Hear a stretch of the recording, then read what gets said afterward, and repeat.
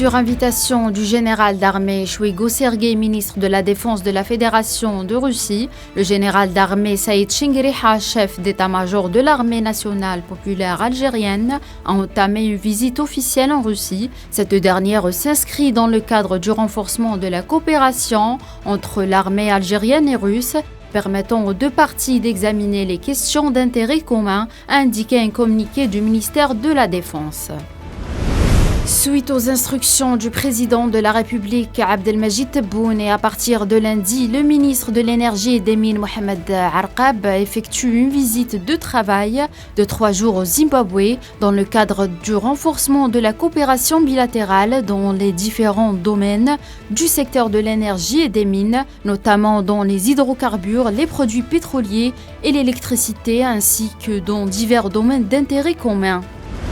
Le ministre des Affaires étrangères Ahmed Attaf a affirmé dans une allocution prononcée lors d'une rencontre de l'Organisation de la coopération islamique tenue lundi par visioconférence que l'autodafé d'exemplaires du Saint-Coran constituait une provocation éhontée envers les sentiments de tous les musulmans à travers le monde et que l'Algérie condamne énergiquement ces actes répréhensibles et rejette en bloc les tentatives récurrentes de vouloir justifier ou masquer ces attaques infâmes sous couvert de la liberté d'expression et d'opinion, a poursuivi le ministre.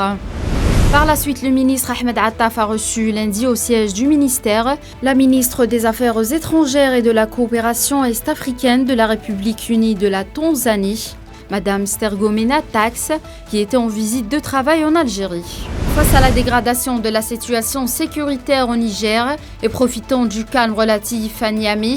une opération d'évacuation des ressortissants par voie aérienne est en cours de préparation, a écrit mardi l'ambassade de France aux Français du Niger, ce qu'a confirmé le ministère des Affaires étrangères à Paris.